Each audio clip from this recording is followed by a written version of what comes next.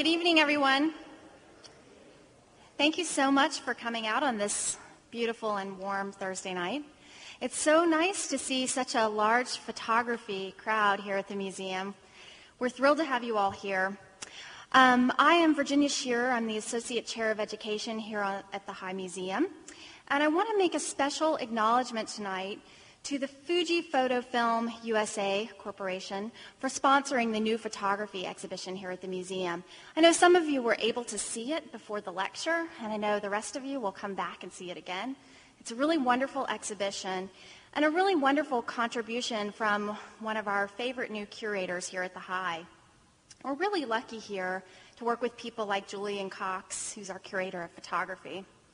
Julian joined the High last year as the new curator in June 2005. He came from the J. Paul Getty Museum in Los Angeles, where he served as associate curator in the Department of Photographs. He is a co-author of the critically acclaimed publication Julia Margaret Cameron, The Complete Photographs, published in 2003, and the first catalog raisonné of her work. He has also worked with the National Museum of Photography, Film and Television in Bradford, England, and the National Library of Wales. He received a Master's of Philosophy degree in the History of Photography from the University College of Wales in 1990, and a Bachelor of Arts degree in Art History from the University of Manchester, England in 1987. Julian is a wealth of knowledge, great speaker, and very passionate about this subject. So I know this will be a wonderful lecture tonight. I'll welcome Julian to the stage.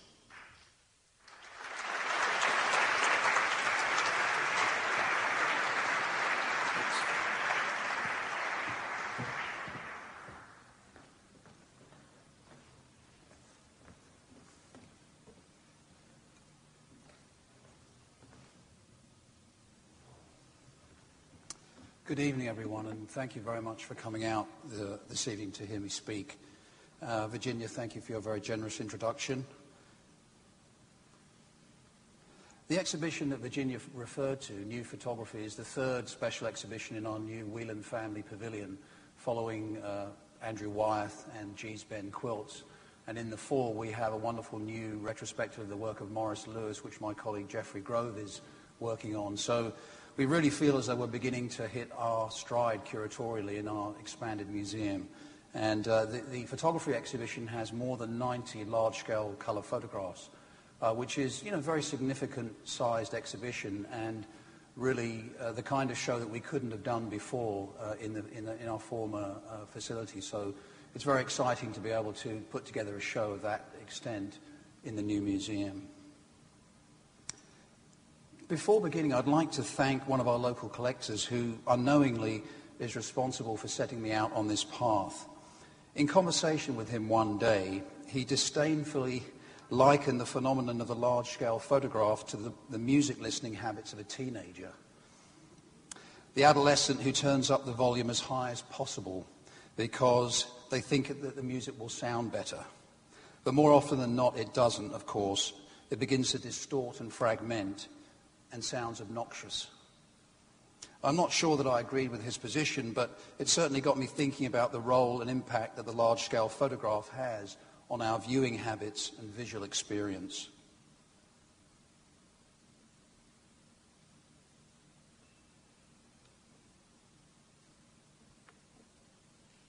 The first slide, please, Kevin. Thank you. These days, it seems as though there is no such thing as an eye-catching or a significant exhibition of contemporary art that does not include photography as a central element. Photographs are now orbiting closer and closer to the magnetic core of the art world than ever before. What we have seen is the emergence of the large-scale photograph as a defining genre in the art of the last 20 years, with artists aggressively taking advantage of the latest technology to produce large-scale color photographs of a different order than the art world has seen before. This trend has been celebrated most visibly in major exhibitions of the work of Andreas Gursky at MoMA in New York in 2001, Thomas Struth at the Metropolitan Museum, Dallas Museum of Art, Museum of Contemporary Art in Los Angeles, and Thomas Demand again at the Museum of Modern Art in 2004. Andreas Gursky's elongated hormone-fed view of a Prada boutique is a carefully orchestrated fictional invention, capitalizing on photography's inherent plasticity and embracing all the tricks and wiles of digital manipulation. As viewers, we are observers of Gursky's world rather than participants in it. Importantly, the urge to produce big pictures has been evident for some time in the careers of a handful of well-established artists, artists who have made their names working in a medium, or I should say media, other than photography. Consider now these two works that were both made in the year 1986. This piece by Chuck Close, which you, of course, have recently seen in the wonderful self-portraiture exhibition that recently closed in our galleries. One of the larger pieces in that exhibition came from the collection of Lucinda Bunnan, one of our local collectors, into the High Museum collection in the 1980s. And each of these strips of Polaroid paper measures about 8 by 3 feet. And this was a work made in Boston, Massachusetts, which is the home of the largest Polaroid camera in the world.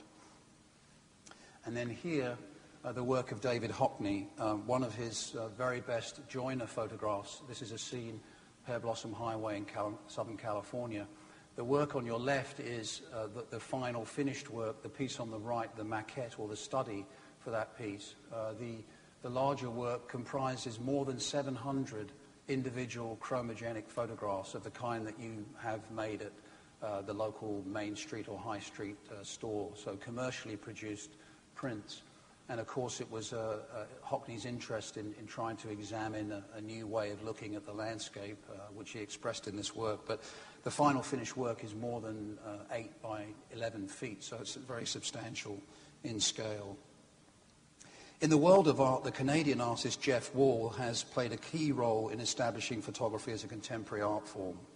And he was recently the first photographer, and he was really the first photographer in North America in the early 1970s to break the size barrier. His highly innovative approach, characterized in recent years by large-scale photographic tableaux, presented almost like sculpture in wall-mounted boxes as eye-popping backlit transparencies, marks a radical development in the medium. Please excuse the slide, but this is a piece that many of you will have seen as part of our inaugural expansion opening back in the fall, a piece that's called Fieldwork from 2003. Wall strives to achieve cinematic scale in his work, recapturing the spirit and grand scale of 19th century French painting.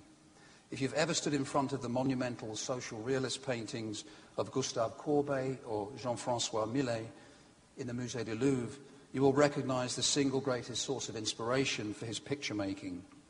In fact, a case can be made that Wall's outsized photographs have taken the place of narrative and history paintings, becoming the preferred medium with which to tell stories. Some of his best photographs are reconstructions of events he has actually witnessed. These he refers to as near-documentary pictures. He arranged to photograph this archaeological dig as it took place at a site near Vancouver. The American archaeologist who's working in the pit in the foreground and his colleague were not acting. Instead, Wall photographed them daily over several weeks as they went about their work, believing that they would become accustomed to his presence and ignore the camera. The archaeologist is being observed by a member of the native tribe whose long-abandoned dwelling is now being excavated, setting up an underlying tension that seems to steadily build when you're viewing the piece, fully backlit in a gallery environment. And this particular work is comprised of at least 35 to 40 different digital exposures. Commenting on his innovation as an artist, Wall has said, "I extracted two things primarily from the Western pictorial tradition, a love of pictures, which I believe is at the same time a love of nature and of existence itself, and an idea of the size and scale proper to the pictorial arts. This is the scale of the body, the making of pictures in which objects and figures appear to be on or about the same scale as the people looking at the picture." In today's market, collectors have shown themselves willing to pay higher and higher prices for prized images by artists such as Jeff Wall, Andreas Gursky, Cindy Sherman, Richard Prince, and many others. A work by one of these photographers can be as valuable as a painting by a young artist from the same period. Having said that, it's important to keep in mind that traditional black and white prints by blue-chip photographers dominate the photography auction market. For example, the 241 lots sold at Sotheby's, New York in 2005 for a total of almost $16 million, it is estimated that less than 10% were large-scale prints, either in black and white or color.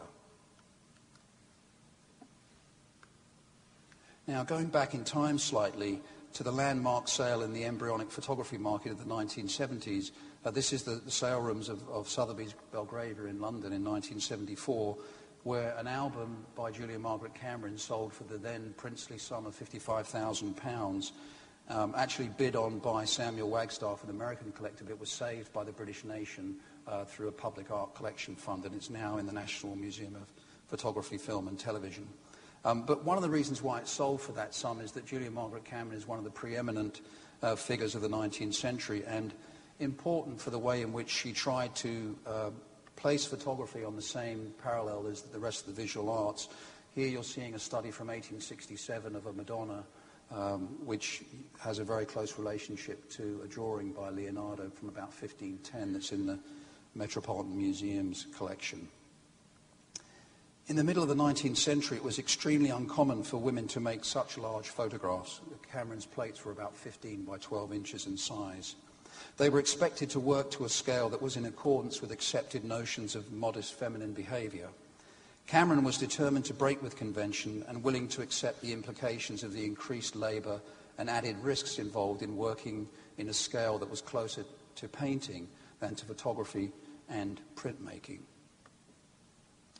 Some of Cameron's best work dates to 1866 and the years immediately following. Large, life-sized heads predominate, emerging boldly from inky black backgrounds and filling the entire frame of the compositions. In an 1866 letter to Sir John Herschel, who's pictured here on the right-hand side, Cameron conveyed her keen enthusiasm for this new work. "I have just been engaged in that which Mr. Watts has always been urging me to do, a series of life-sized heads. They are not only from life, but to the life, and startle the eye with wonder and delight. I hope they will astonish the public." And Cameron went so far, you can't really make it out, but she went so far as to write the phrase "from life" directly under the picture to underscore this point that she was trying to create a work that in scale was as close to life size as it could possibly be. Ever since photography became an industry in the mid to late 19th century, artist photographers have put to expressive use the equipment, materials, and techniques that were developed to serve photography's practical and commercial functions. The first wave of pioneers consistently made contact prints, that is, prints that are equal in size to the dimensions of the negative.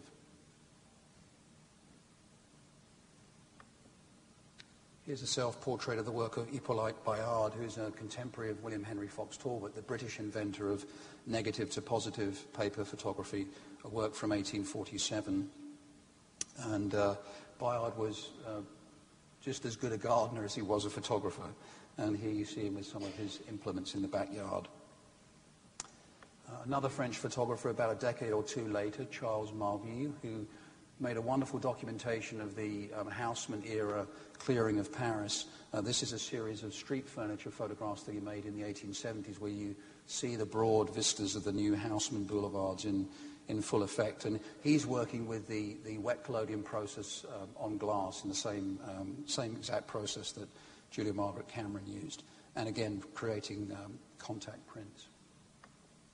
Now we move to America and the work of Carleton Watkins.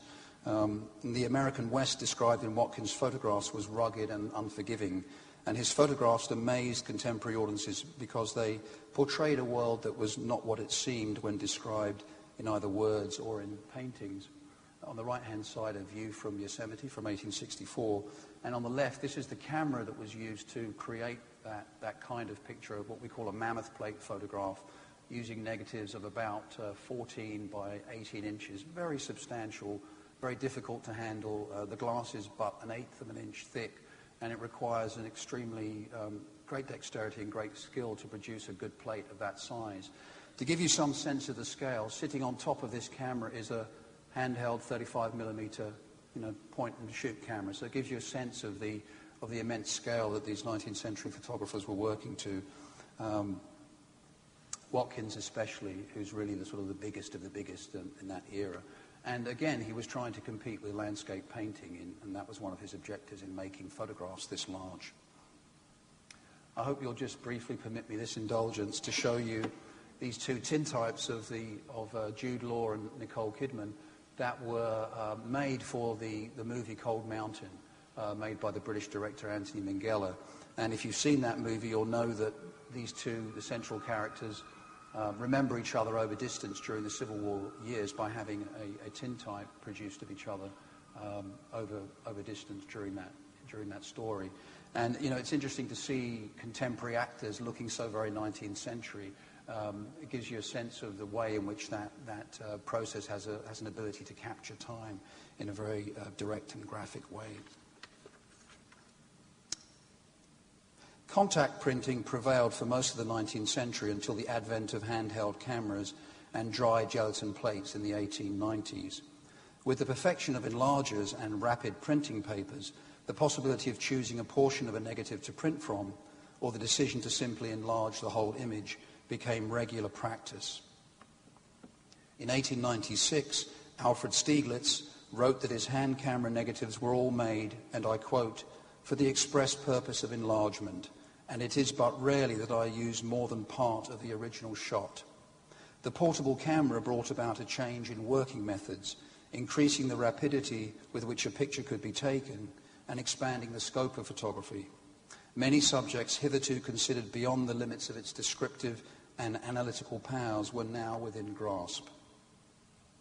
It's a truism to say that the medium and materials are key to scale and appearance in photography, but by way of example, consider these two works made within a year of each other, one in 1925 and one in 1926, one in Mexico and one in France. Here's the one in Mexico by Edward Weston, a beautiful platinum print that's actually on view in the stent wing at the moment on the 4th floor.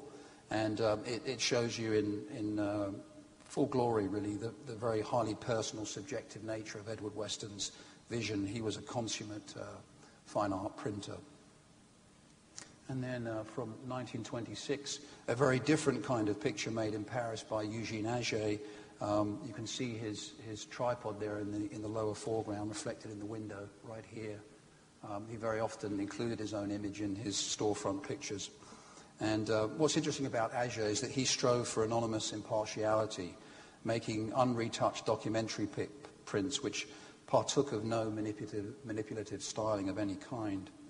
And in many ways, he was working with preferring to work with out-of-date equipment and printing out on albumen paper decades after other kinds of materials were available.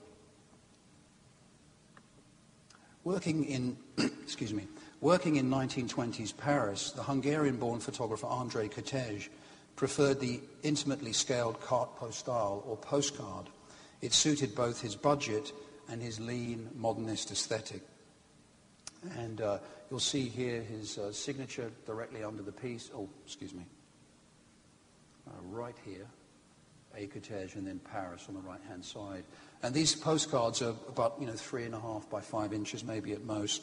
And at that time, he didn't have a lot of money. He lived in a very small apartment in Paris, and this was really all that he could afford. And what's ironic is that nowadays, these vintage prints on the carte postale fetch incredible sums of money, and a later print of the scale of around 8 by 10 is but a fraction of the cost of one of these objects. Here's a similar kind of object, this time an American piece from about 1907, much more vernacular in its feel by an anonymous and unknown photographer, but this really gorgeous portrait of a yard of apples with this very sweet inscription underneath that says, "Miss Annie, how are these for apples?"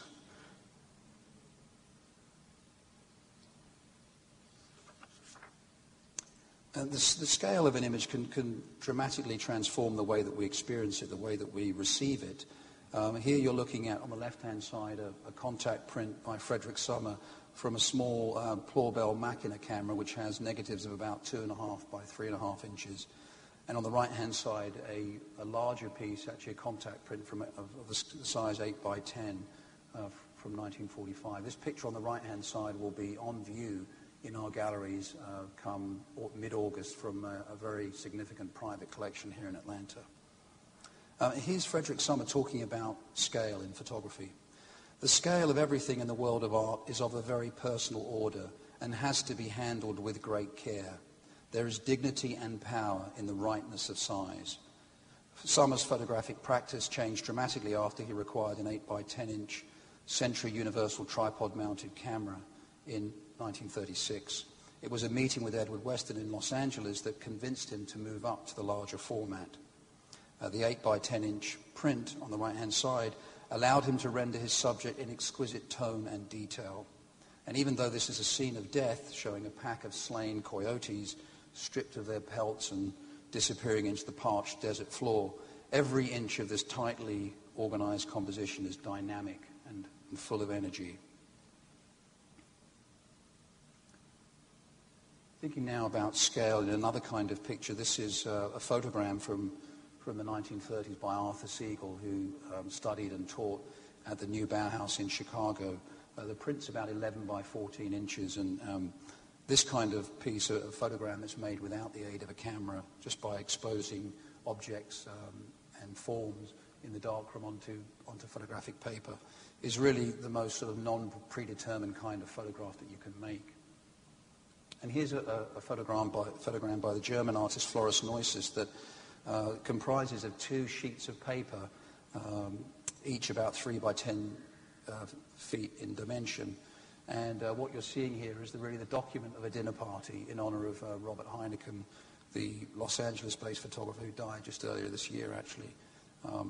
But it's a wonderful example of a photogram of the largest kind of scale that you could possibly imagine achieving. And this detail that you see here of a pair of hands and a dinner plate and a glass is right up here in the top corner. And to show this piece, you have to, it really is quite fabulous in person. Takes up an entire wall quite readily. Excuse me.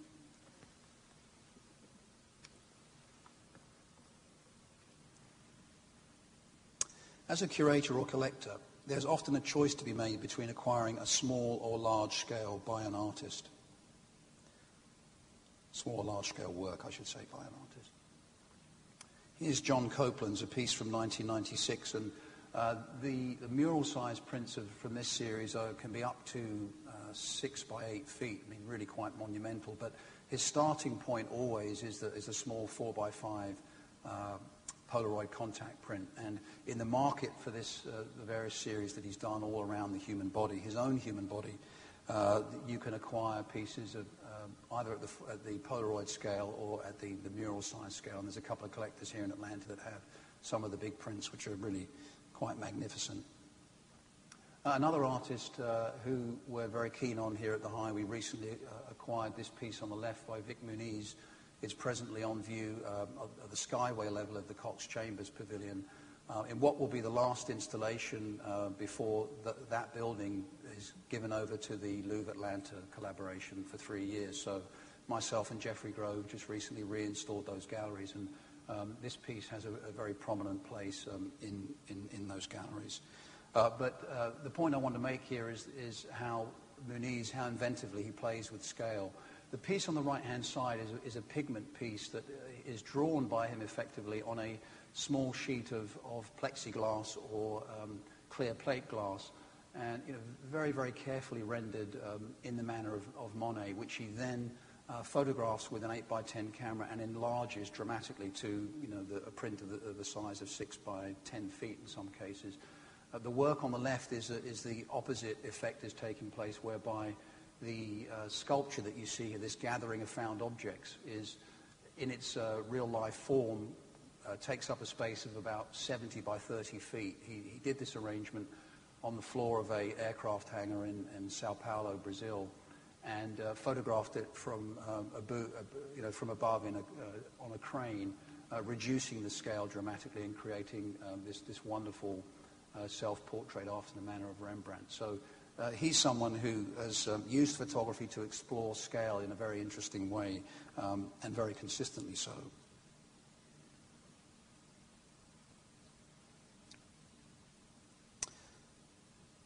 So here I'd like to talk a moment about the perfection of the square. You see on the right-hand side Diane Arbus, who's well known, of course, for her work produced mostly during the 1960s. And she used the small, boxy Rolleiflex camera, whereby the act of photographing is not so invasive, since it requires the photographer to look down through the viewfinder to compose and focus the picture on the ground glass, where the subject would appear laterally reversed. But of course, Arbus is one of those photographers who worked far more with her instinct and personality than with the apparatus of photography to create her pictures. But nonetheless, she worked very consistently with the medium format, square format film, thinking it to be the very best way to solidify her vision photographically. A very different, but in some ways similarly tragic figure, artist, Gretchen Hope, who lived for many years here in Atlanta and was a vibrant member of the art community here, made works in various different media, photography being one of them. And this is a piece from a series that she made out near the airport just around 9/11 actually, and then the year thereafter. But so the original negative is about 2¼ inches square here. And she also produced these prints, quite a bit larger, to about 20 by 20 inches, I should say. But there are one or two collectors in the city who have some fabulous pieces by her, which are presented very uniquely. The small contact print sits in the middle of a very large mat that may be as much as 2.5 by 3 feet in dimension. So these pictures had a very particular form of presentation, according to the artist's wishes, where the scale of the presentation is different from, and in quite some contrast to the scale of the image itself. And then the work of Roger Ballen, who some of you may be familiar with. He recently passed through Atlanta and spoke about his work, which has a very ominous and sort of sinister content to it. But he and I talked at some length about his obsession with working with the square format, and increasingly the direction of his work is moving more and more to still life, and the figure, which you do see somewhat in these two pieces, more so in the right-hand side than the picture on the left, is slowly but surely being eliminated from his compositions. But he really does use every little square inch of the composition in a powerful way. You see a sort of chicken just appearing on this side over here, and then these very ominous sort of wires that are just sort of being cut off at the top of the composition, and then down here these figures that are similarly being truncated. And he works with the edges of the square format in a very, very, very interesting way. Just moving on to a project that I'm presently very involved in researching, and that's the photographs from the civil rights era from the 1960s. And I'm showing you this piece and the one that follows just to make the point that most of the prints produced during this time were made for large agencies like Black Star or Magnum and so forth. And so generally the very best vintage prints from this period are small 8 by 10 inch press prints. And so as a curator, as a collector, you should, you know what to look for. You know that if you're looking at an 8 by 10 inch scale print, it's likely to be vintage and as authentic as possible. You probably can't quite make it out, but you can just about see the Magnum stamp here on the back of this photograph by Danny Lyon, made in 1963. And then here a piece that I'm very excited about that will be coming to us as a gift, I hope, later on this year, by the Greek-born photographer Konstantin Manos. There's a typo in his name up here. And this is Jesse Jackson in 1968 in Washington, D.C., speaking to a group of marchers and workers at the Resurrection City camp, as it was called, the sort of cardboard and plywood city that was erected just off the side of the mall in 1968.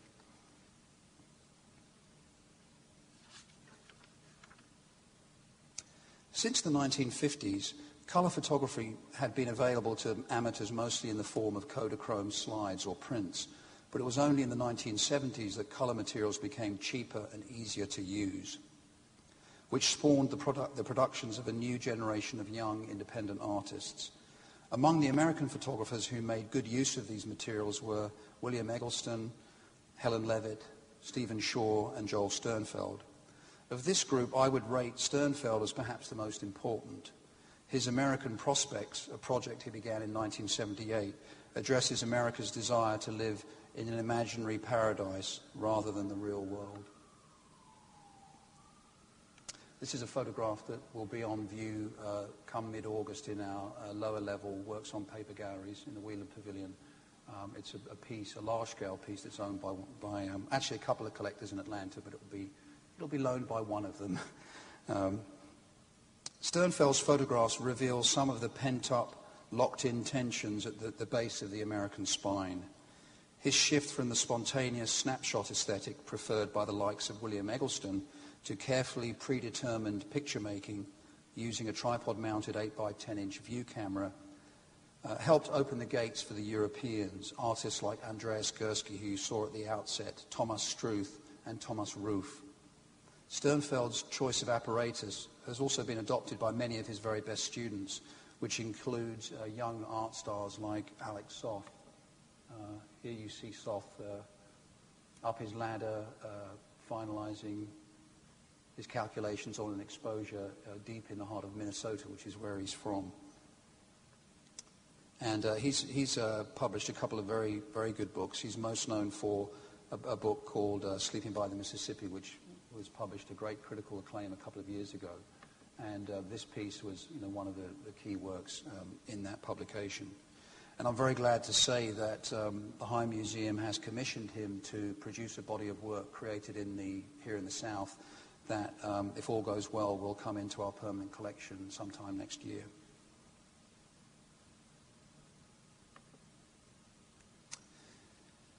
In 1996, Gursky traveled to Atlanta intending to photograph the Olympics, the athletes' housing, administrative and press operations, and installations for the games themselves. But the facilities were so widely dispersed that he couldn't hope to make a picture of the whole thing. Instead, by chance, he found himself enthralled by a hotel atrium designed by the Atlanta architectural firm of John Portman and Associates. This firm designed the Marriott Marquis and the Hyatt Regency hotels here in Atlanta, as well as SunTrust Plaza and Peachtree Center Mall. I don't know where this building is. If any of you can tell me, I'd be happy to know. I haven't ventured out that far yet, but it is the Hyatt, thank you. Yeah. So, and it's a digitally created composition of the Hyatt from about 3 or 4 different negatives that have been sandwiched together.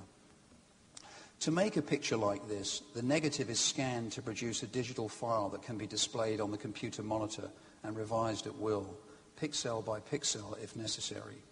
The file is then used to produce a new negative, which is printed conventionally, making use of the usual darkroom techniques to control contrast, color balance, and so forth. In other words, Gursky's method represents a melding of old technology and new. And the technology for making the large format photographs is changing all the time. For example, the majority of prints in the new photography exhibition are made directly from digital files instead of generating a new negative. The image is projected onto photographic paper using a laser, and then the paper is developed in chemicals the conventional way. A big print costs more to produce than a small one, of course, especially since it is more typically and easily produced not by the photographer, but under his or her supervision in a commercial lab. If big pictures can compete with paintings for cash, as well as for attention on the wall, then they will more than pay for themselves. But this can only continue or be pursued as an opportunity if the artist representatives can sell these big pictures for substantial prices, and so far they seem to be succeeding in this goal. A small picture, of course, is illegible except from near at hand, but a large one may be viewed from a distance and then by degrees more closely. This range of regard is, of course, an old story for painting, but it became familiar to photography only relatively recently. Many artists have treated it with indifference, making big pictures whose imagery, as we approach, simply does not hold up at close range. But the best pictures of this kind offer continuous reward from very far to reasonably near, as the macrocosm reveals its microcosmic structure. And when you're in the galleries looking at the exhibition, it's worth your while to test out your responses by viewing a work from a range of different distances. You'll find, I think, that it'll be a very interesting experience for you. It was the German vanguard of photographers Thomas Struth, Andreas Gursky, and Axel Hutter who in 1989 began to use the same lab in Dusseldorf, a lab by the name of Grieger, to mount and print their photographs in a very common style, laminating the face of the print to plexiglass and announcing the entire work as an object that shares the viewer's physical and psychological space. Early on, Thomas Struth established himself in the forefront of this small group of photographers, using large-scale color processes to endow the medium with a new presence and significance. He emerged from the Kunstakademie in Dusseldorf in the 1970s and was taught by the painter Gerhard Richter and by Bernd and Hiller Becher. Here's a couple of Struth photographs. I apologize for the quality of some of these reproductions, but this piece, if you ever have a chance to see it in person, is just absolutely magnificent. The facade of the Duomo in Milan just overpowers you. It's a wonderful, wonderful piece. And then this work, which is currently on view in the top floor of the Chambers Pavilion, a terrific portrait of Gerhard Richter and his nuclear German family. It's really a wonderful, wonderful piece. Three other students of the Beschers in the 1970s and 1980s were Andreas Gursky, Candida Hoffer, and Thomas Roof.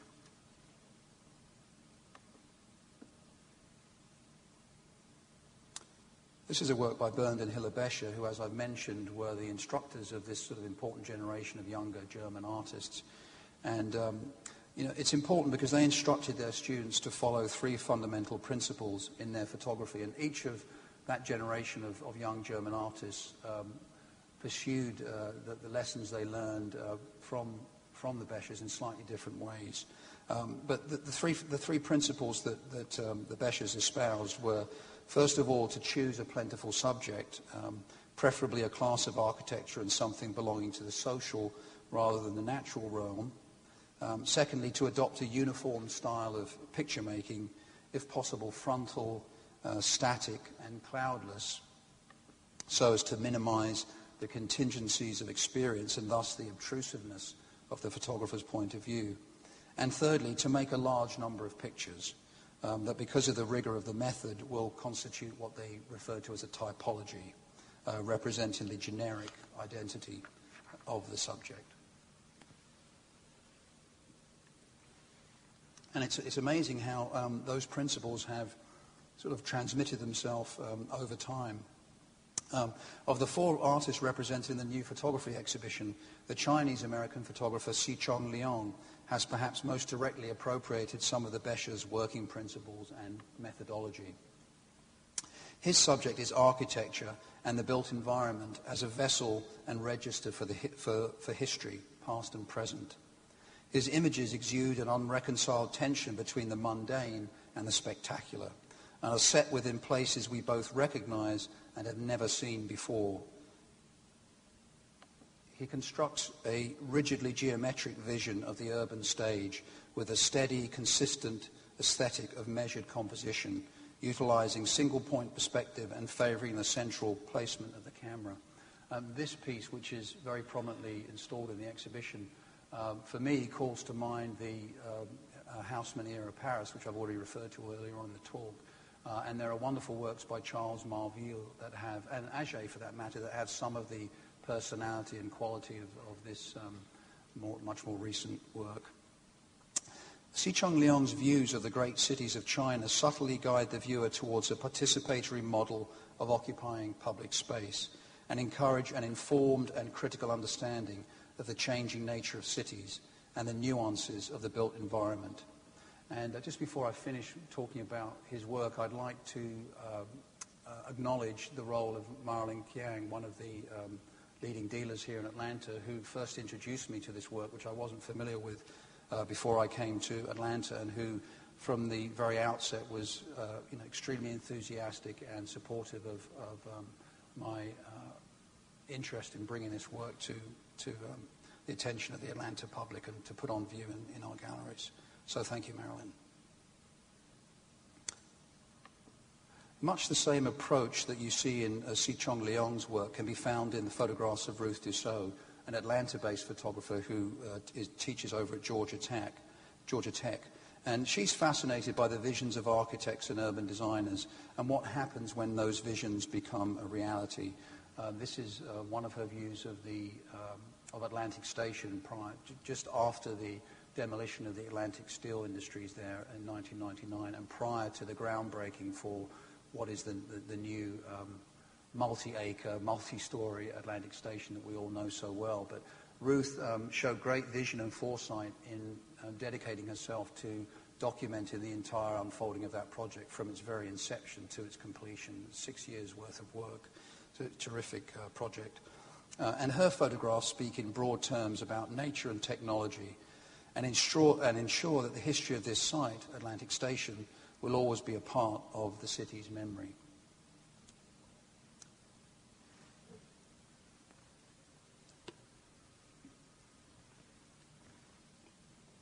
Even today, the large format view camera is a highly unusual piece of equipment with which to portray news events or people in their natural habitat.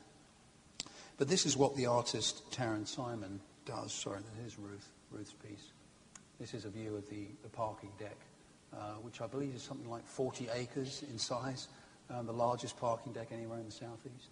It's a very beautiful picture of this in person. So coming back to Terrence Simon, she's particularly gifted at what I would call the environmental portrait, pictures that show the relationship between the subject and a location or people in their surroundings. Here you're seeing two very different portraits of Arab culture. The man on the left-hand side, who's a spiritual leader, of course has a very intimidating air about him and seems acutely aware of the implications of the exchange between himself and the photographer. He's aware of the fact that he is a subject to be looked at, and he has an acute sense of his place in the world once the shutter has fallen. And in many ways, he's a collaborator with the artist in the making of this portrait, as is the woman on the right-hand side, who is really putting herself out on a limb in requesting, as she did, to ask the photographer to portray her in this way. A very rebellious act in Arab culture to be portrayed in this way. So these are very compelling and powerful statements about Arab culture, and in their own way, quite oddly dispassionate. There's not a great deal of emotion in these portraits when you look at them in the gallery. There's a kind of distancing emotionally between the photographer and the subject.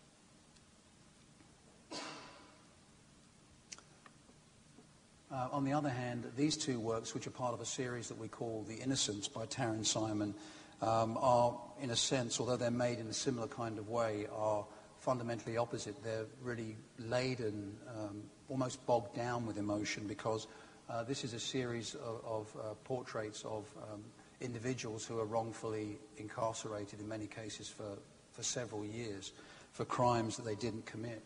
In the left-hand side here, you're seeing a sort of double portrait of Jennifer Thompson and a man called Ronald Cotton, who was accused of assaulting her and went to prison for many years. But I want to read to you Jennifer Thompson's statement regarding what happened. She says, "I went to the police department and they asked if I could identify my attacker. They asked if I could do a composite sketch. I sat down with a police artist and went through the book. I picked out the nose, eyes, and ears that most resembled my attacker. It ran in the newspaper the following day. From the sketch, a phone caller identified the man as someone they knew, Ronald Cotton. Ron became a key suspect, and I was asked to view an array of photographs of different men. I picked Ron's photograph because I thought that it most closely resembled the man who attacked me. Then the police arranged a physical lineup and asked me if I could identify my attacker. I picked out Ron because in my mind he resembled the photograph, which resembled the composite, which resembled the attacker. All the images became enmeshed to one image that became Ron, and Ron became my attacker. And Ron served 10.5 years for a life sentence for rape and aggravated assault. And the man on your right-hand side, Larry Mays, who is shown here in a kind of fictional reconstruction of the crime scene, he was literally hiding underneath the mattress when the police bust into his motel room, served 18.5 years of an 80-year sentence for rape. Now, the last of the 4 artists included in the exhibition is Angela West, who hails from Dahlonega in North Georgia. And her exhibition is called Back Home and is a very tender and beautiful presentation of the landscape in and around her hometown, which she's been photographing really very consistently for a number of years. And this piece, Familiar Landscape Number 1, is probably the key work in the exhibition. And if you haven't seen it in person, you really must, because it's the kind of object that just seems to sort of catapult itself off the wall. It's just quite magnificent. It's produced using a kind of photographic paper that we call a Cibachrome. And I was talking about Jeff Wall's light box transparencies earlier on, and Angela's photographs have that kind of compelling and gripping luminescence that are really highly seductive and beautifully executed. And you've heard me talk a lot about tripod-mounted cameras and formats and whatnot. And in this wonderful piece, you see down here in the foreground the shadow of the photographer. Here's Angela on the right-hand side, and this is the silhouette of the shadow of her camera with a dark cloth draped over it. And it's a lovely way, in a sense, to end the exhibition, because this particular body of work is so much about her relationship to her place where she grew up and her family. And it's a wonderfully, quite complexly emotional series of photographs.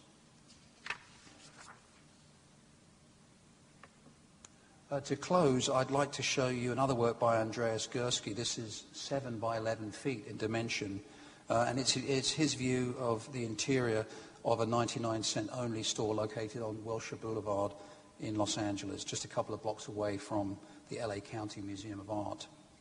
At the Sotheby's Contemporary Art Sale in New York on May 10th of this year, this work sold for a whopping $2,256,000, over an estimate of $1 to $1.5 million, a record for the artist and second only to Edward Steichen's Moonlight the Pond, which sold for $2.9 million in February, which is the single most expensive photograph.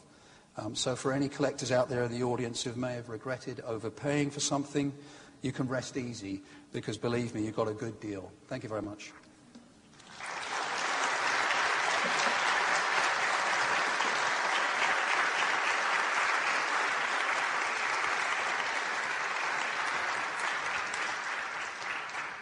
If anyone has questions, I'll be happy to try to answer them.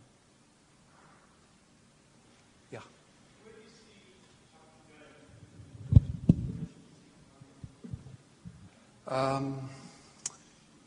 It's a sort of many-layered question. I think, excuse me? Can you repeat it? The question was, in what direction do I see photography going? It's a difficult one, really. The 4 artists that are showcased in new photography, in a sense, are quite traditional. They're working in a way that's strongly connected to their predecessors in the history of the medium of photography, and I tried to allude to some of that in the talk.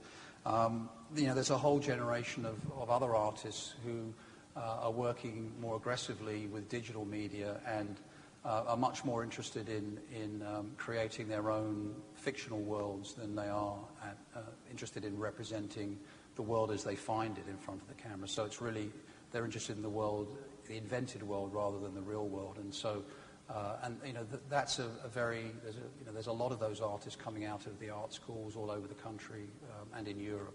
So, that's what's so fabulous about the medium from my point of view as a curator, and I'm sure for many collectors too, that it's so multivalent. There's so many different aspects to it, and as a collector, it's multi-leveled. You can, depending on your means, you can really be active at all sorts of levels financially in terms of collecting in photography.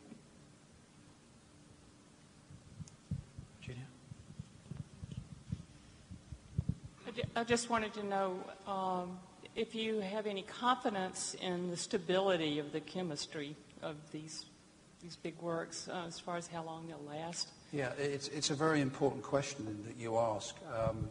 The conservation community, which is quite significant in the area of photography, and most of the major museums have staff that are trained conservators, trained scientists.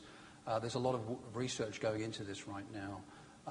The prints these large-scale prints that you're seeing predominate now in the art market are relatively stable. If they're fully framed and encased, they have a lot better chance of surviving for longer.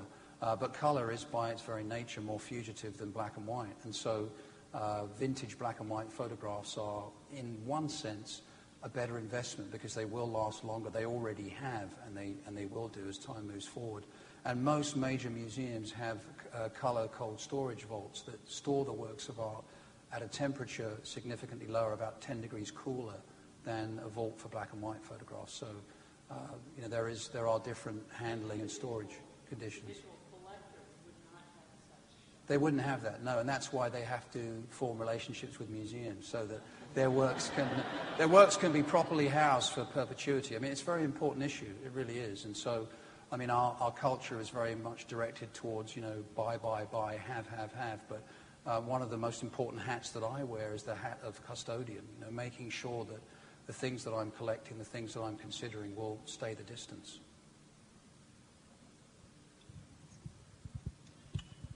Most of the large format work you showed was architectural and landscape. Right.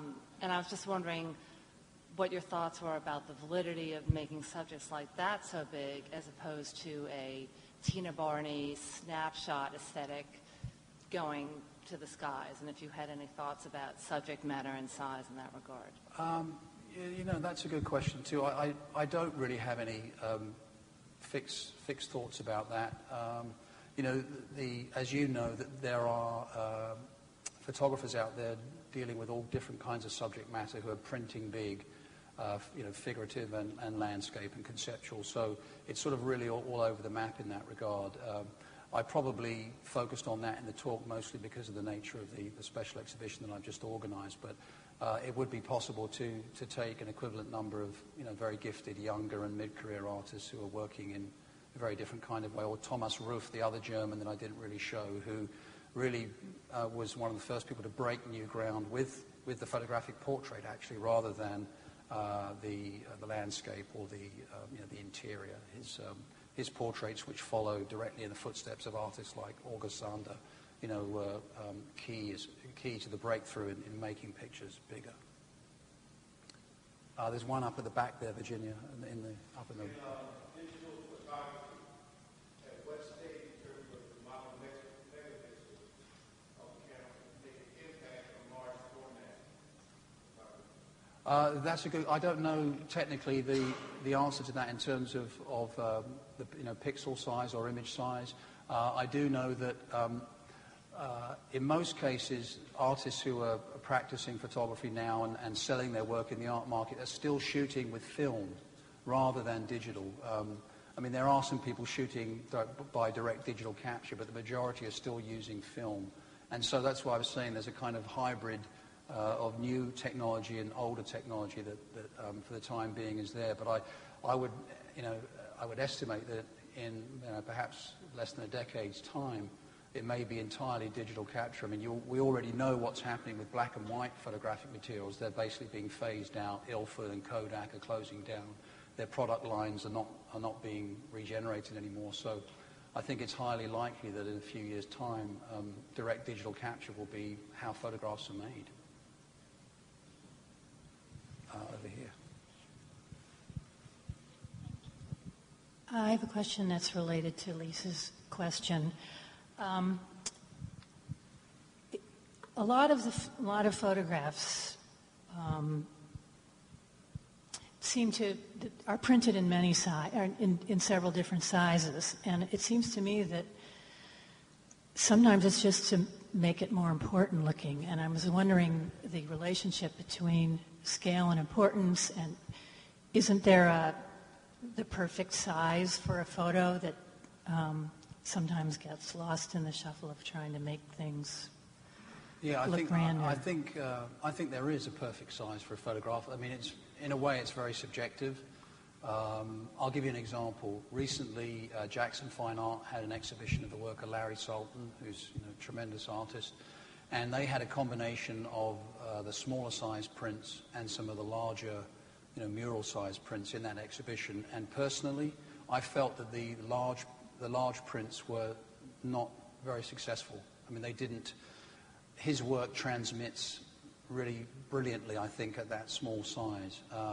Mitch Epstein, another artist who they've recently shown at that gallery, whose work is just, I think, fabulous at the sort of 20 by 24 inch size. And his gallery in New York is now, printing the things very large. And, they're okay from my point of view, but they look very much better in that smaller scale. But, I'm not saying that in an authoritative way. It's a very personal perspective, that. And but I think that if if you were to have the possibility of viewing as the same image in different sizes, anyone sitting in this room will kind of have a gut feeling about what works best for them. And I think that it's a very important decision that a photographer and/or their representative makes, namely to decide upon the right scale at which the image should be sent out into the world. It's an important decision. Yeah.